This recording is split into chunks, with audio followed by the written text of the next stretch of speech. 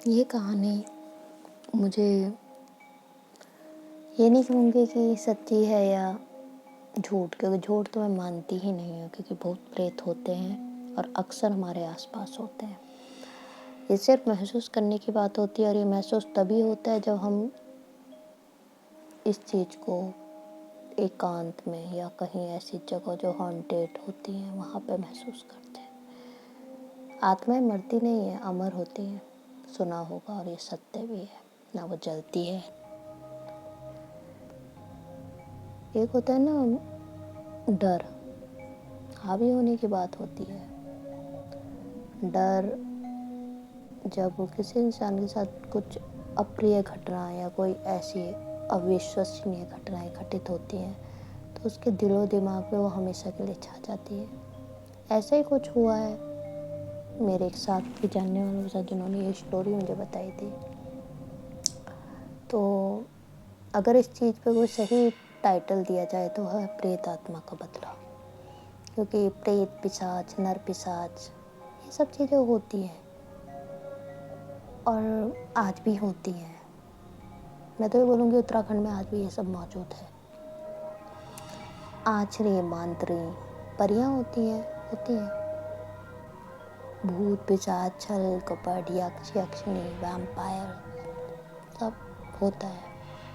तो चलो आज की कहानी जो मैं आपको सुनाने जा रही हूँ। रात को 2:30 बजे शशिकांत के मोबाइल की घंटी बजी और नींद में उसने वह उठाया। सामने से उसकी फैक्ट्री के सिक्योरिटी गार्ड जो हेड होता है विपिन, उसकी आवाज़ आई। वह डरा हुआ काफ़ी था और सिर्फ 3 ही लफ्ज़ बोल पाया, फैक्ट्री, भूत, आत्मा। उसके बाद एक दर्द भरी चीख के साथ कॉल कट गया।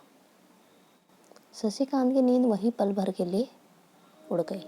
उसे समझ ही नहीं आया कि जो अभी उसने सुना या ये जो हुआ ये क्या था, क्योंकि बचपन में उसकी माँ उसे जन्म देते वक्त ही गुजर गई थी। उसके बाद उसके पिताजी थे जिसने उसे पढ़ाने के लिए विदेश भेज दिया, और जब पिताजी की मौत हो गई तो उसके बाद उसने मतलब यहाँ आकर अपना फैक्ट्री की जिम्मेदारी उठाई, अपना बिजनेस संभाल लिया। उस फ़ोन के बाद उसने तुरंत ही फैक्ट्री मैनेजर, जो उसका मैनेजर था आरव, उसको कॉल लगाया और उसे फैक्ट्री में बुलाया। खुद भी फैक्ट्री की ओर निकल पड़ा।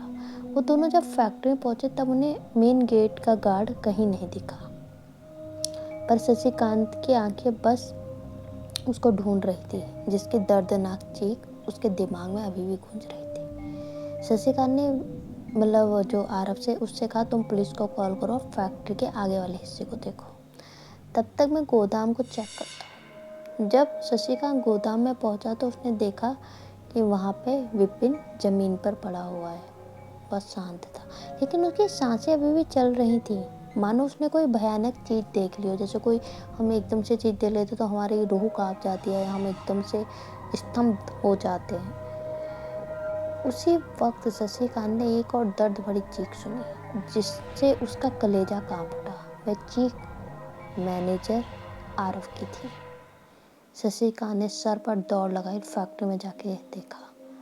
तब डरा हुआ आरव बाथरूम के कोने में बैठ के रो रहा था और बार बार एक ही लाइन बोल रहा था, वह वापस आ गई, वह वापस आ गई, अब वह किसी को नहीं छोड़ेगी, सब मरेंगे, सब मरेंगे। वह मानसिक संतुलन खो बैठा था तथा एम्बुलेंस और पुलिस भी आ चुकी थी।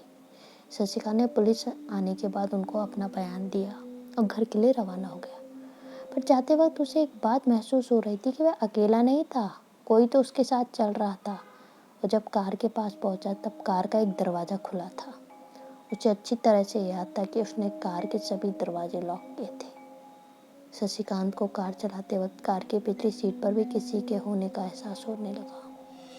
उसी वक्त उसे पुलिस निरीक्षक का कॉल आता है कि विपिन की एम्बुलेंस में ही रहस्यमय तरीके से दम घुटने से मौत हो गई। और आरव ने भी होश में आने के बाद एम्बुलेंस से एक कांच के टुकड़े को उठा के खुद का गला काट लिया। इस तरह की एक के बाद एक मौत की खबरों से उसका सर दर्द से फटा जा रहा था।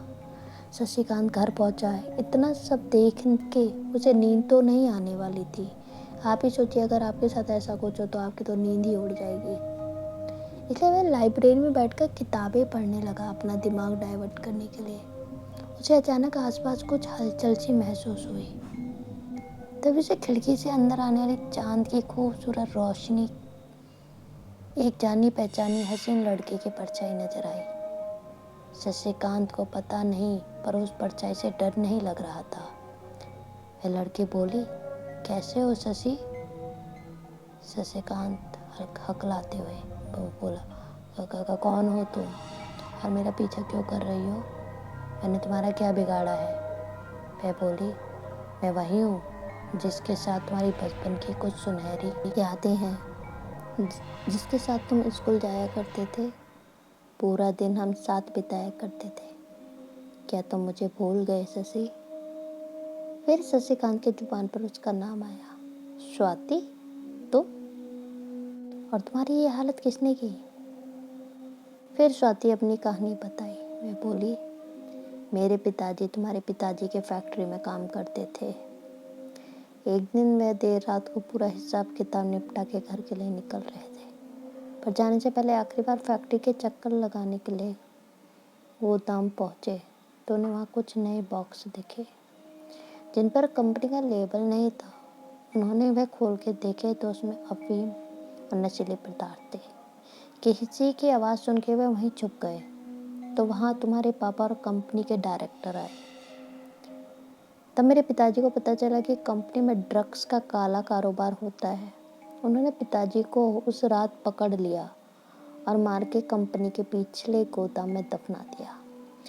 मरने से पहले पापा ने ये बात मुझे फ़ोन पे बता दी थी, और जब मैंने पुलिस को लेकर कंपनी पहुंची, लेकिन पुलिस भी उनके साथ मिली हुई थी।